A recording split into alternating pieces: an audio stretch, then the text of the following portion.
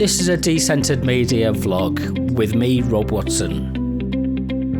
Conversations about community media.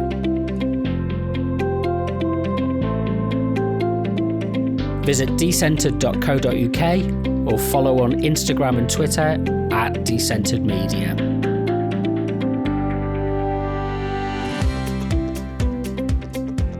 Hello, Rob Watson here. This is a Decentered media vlog. It's a chance for me to just kind of share some thoughts of what I've been up to with Decentered media and some ideas that are going around in my head. And I kind of trying to do this on a regular basis, so I get a kind of an ongoing sense of what I'm doing and sense of how I'm doing it. So this week I think I mentioned in the last video that I did that I've been reading a book by a guy called Zach Stein, which is about education principles and challenges for the future in what we call a metamodernist environment to take on the world. And it's the idea that we've got to move beyond a very one-dimensional and transactional form of engagement, and we've got to think much more developmentally as a society and as communities and as individuals. And Zach Stein talks about this in the context of education, but I think principles apply and ought to be applied to our media, and that what we relate this to is that thinking about our media as a kind of an engaged, participative, active form of learning, and an active form of citizenship and an active form of communing, which brings people together, not just to sit and look at a screen passively, or not just to listen to music or sounds or speech that is kind of delivered from a distance, telescoped to them, but is something which is an active part of people's lives, that we participate in active media production communities, whether that's photography communities, whether that's sound recording communities, whether that's writing communities, whether that's social media communities. And so there's a kind of frame of reference about thinking about this, which we can hopefully use and adapt and change as a kind of approach which enables us to shift our perspective of how we engage with media. And one of the pressing challenges is the climate crisis and the potential and actual impact on the biosphere, and the potential for mass extinction, the potential for the depletion of the viable soil that enables agriculture, the depletion of bees, the death of bees, and the lack of pollination that the consequence of which means that we can't propagate crops and grow things. And that interconnectedness of the ecology of understanding has to be something which our media is not just something which we can talk about, but something which is expressed and practiced through our media as well. So our media stops being this kind of passive, entirely passive, recreational, informational kind of activity, and becomes something which is much more active in terms of our engagement and the kind of citizens that we are, and the kind of conversations and the kind of forms of deliberation that we engage in. And there's a lot to be said about what it is that we mean, about who and how we define ourselves. So how can we build a cohesive community if we're not listening to one another, and if we're not hearing and sharing each other's experiences and perspectives? And that what we're actually doing a lot of the time is making assumptions about one another, which are then kind of set in stone and kept in place, and then we're kind of pigeonholed and stereotyped, and any kind of movement outside of those, either externally enforced or internally enforced restrictions, are kind of frowned upon. And so we end up with a society that is afraid of itself and sees threats as, sees outsiders or people who do things differently as threats. So any kind of diverse thinking, any kind of homogeneity in thinking, that kind of a range of views, a range of ideas, kind of gets kind of undermined and trampled on, and we're not used to it. There's an expectation that people should all think the same. Well, that's kind of pretty impossible to achieve and undesirable as well. So the kind of metamodernist framework for this is to think developmentally, and that comes from the work of people like Piaget and Keegan and Jung. These are the people I've read about in passing these things, and the idea that we can absorb ideas and we can build on those ideas, and that they contribute a core sense of understanding. But then there's another perspective which is taken from that, and one of the ideas about which is tied in with the kind of the Nordic idea of Bildung, which is that we kind of have different perspectives on our views, but our different perspectives on our experiences. So the start of our personal development as children is to think we become an I, we become a being, we become a subject, and we become an object, and we're able to kind of say, well, this is how it feels to me. This is my impulse. This is my response. I'm hungry. I'm tired. I need to, I need to do things and move around, and I have an impulse for that. But the second stage of our development is to think about how that impacts on other people, and our negative actions. Learning to recognize that if we cry all the time, it won't get us what we want to achieve, but it also has a negative impact on other people, and that they are affected by our actions. And that's basic human interaction, basic human civility, basic human awareness.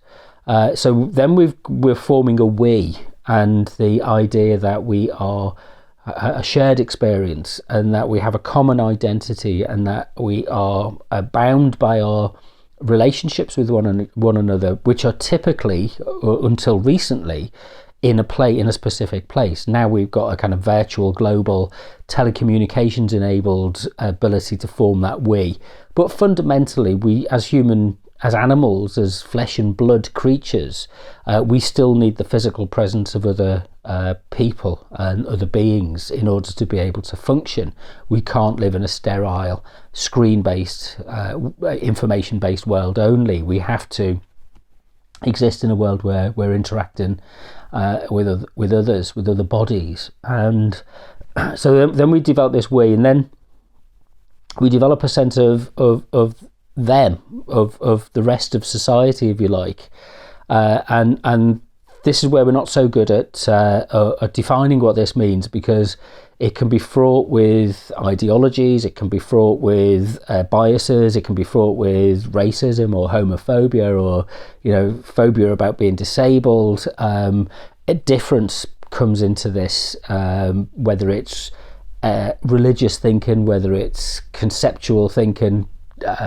We are not all the same, and being able to understand that we space, that the kind of drawing those other people into this we space, is kind of very challenging. And our efforts to do this under postmodern globalization have so far kind of not gone too well. We come together through brands and through things like popular culture, kind of movies and football and kind of the Olympics and things like that. But does it really generate any understanding? Yes, we can see that somebody comes from a certain ethnic group and they have a certain cultural tradition and they wear certain kinds of clothes and eat certain kinds of food, but can we put ourselves in that space where we understand what the mindset is of that community, of that culture, and what that represents and what we can learn from each other. It's always a double-edged sword. There's always a positive side and a shadow side. On the positive, it's a great opportunity for us to look at and learn from each other. On the negative side, it's an opportunity for people to kind of fearmonger and to say that this is an attack on our values. And we've got to be able to manage these kinds of debates and discussions and engage with one another in a way where we are not afraid to have differences, but we're also respectful of other people. So you've then taken that to another level. Can we extrapolate that out? And what the developmental model says is that actually we do have a wider responsibility. So we've established the kind of the space, the I, we, thee, and that is then encapsulated within the biosphere and the planetary space and the responsibilities that we have to look after our environment and the other beings that share our environment with us. So we're not just acting as impulsive, self-obsessed humans who are only concerned with consuming for our own wants rather than the needs of the planet and the needs of the environment that we live in. And we shifting our thinking from exploiters of the environment to stewards of the environment, and returning to a model which, a social model which says that we are here temporarily and that we have to leave things for future generations. So we've introduced another layer, which is the future, which is those people who will follow from us. And that, there's a great phrase which is, why would you plant trees that you would never see the benefit of sitting in the shade of those trees because it takes them 20, 30 years to grow to maturity? Well, being a steward, not just of the present, but of the future as well, is part of this added dimensionality. Now, the question is, are we prepared for this as a society? Here in the UK, are we holding ourselves to account to say that yes, we're doing things in the right way, that we're acting and expecting our fellow citizens to act in such a way that we don't disrupt or damage the social structure and order, don't disrupt or damage the ecological order, and that we minimize our consumption and that we minimize our detrimental impact on the world that we live in and the future that we will potentially bequeath to future generations, and both as individuals and collectively. And the challenge is to formulate that as a collective response without it being kind of people getting lost in the collective and everything becoming standardized and uniform, but about harnessing the power of individual creativity, harnessing the power of the sense of individual meaningfulness, meaning making, where what we do and what we say as individuals is respected and matters, and we're not just processed as information in some kind of a giant machine, if you like, or a computer system, but that we're respected and we act as individuals because we've got something which is important and essential to say and contribute. And our circumstances and our experiences are what make us unique and who we are, and we're not just asked to conform in a way which is limited. If you wish to conform, that's, if there's a narrow set of behaviours that you wish to and models of thinking that you wish to retain, that's fine.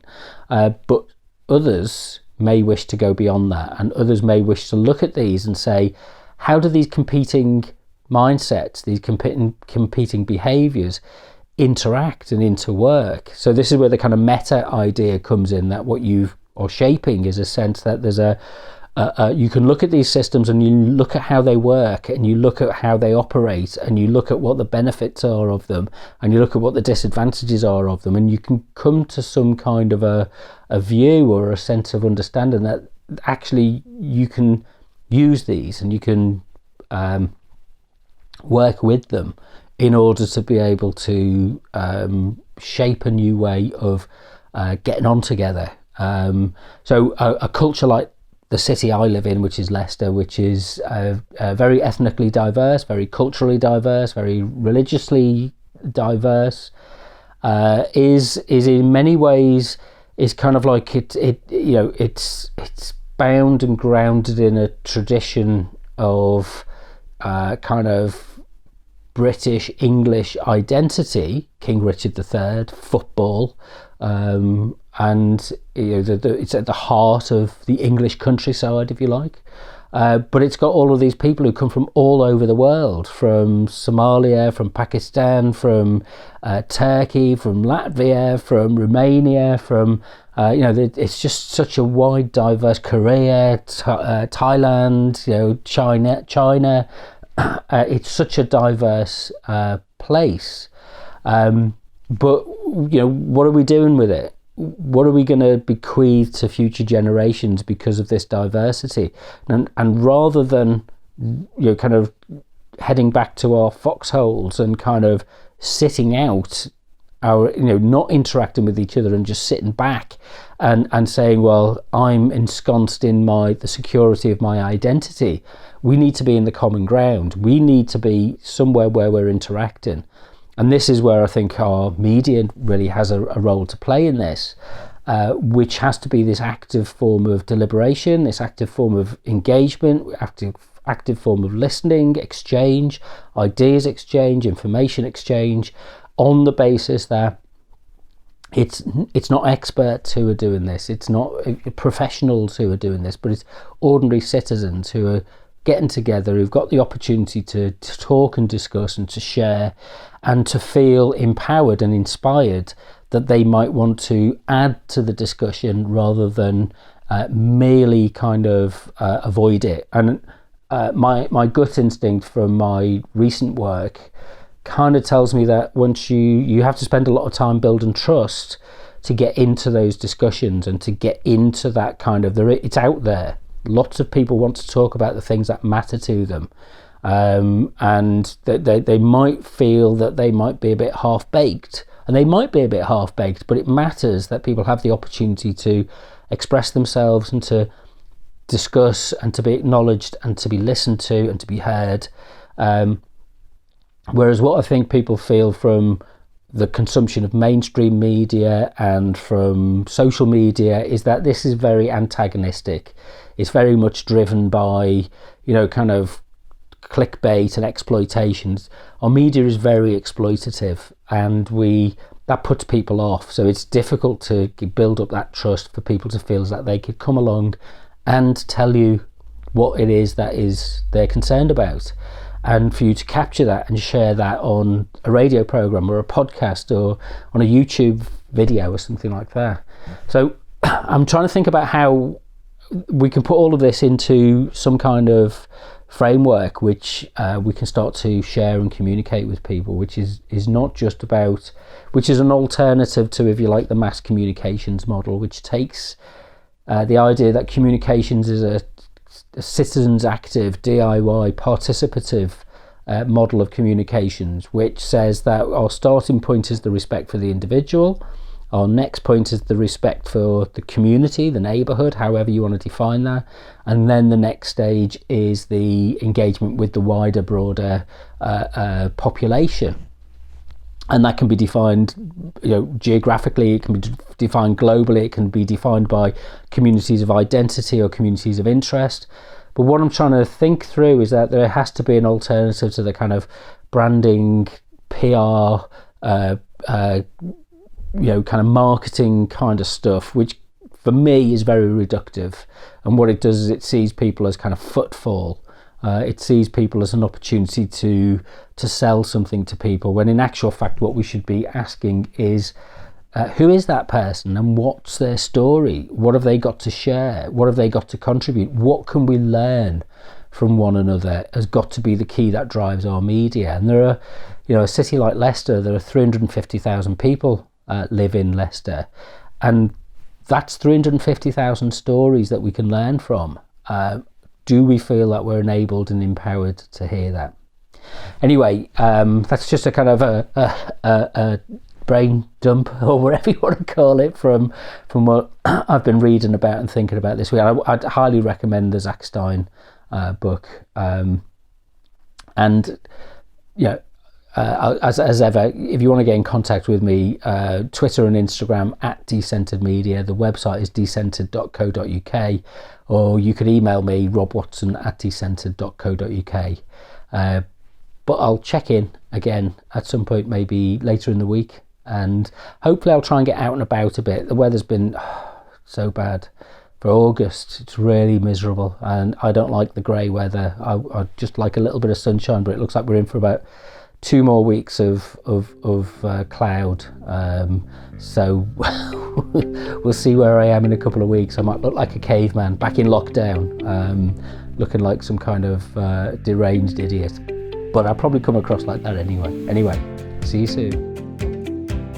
You've been watching a Decentered Media vlog with me, Rob Watson. To find out more, go to decentered.co.uk or follow on Twitter and Instagram at Decentered Media.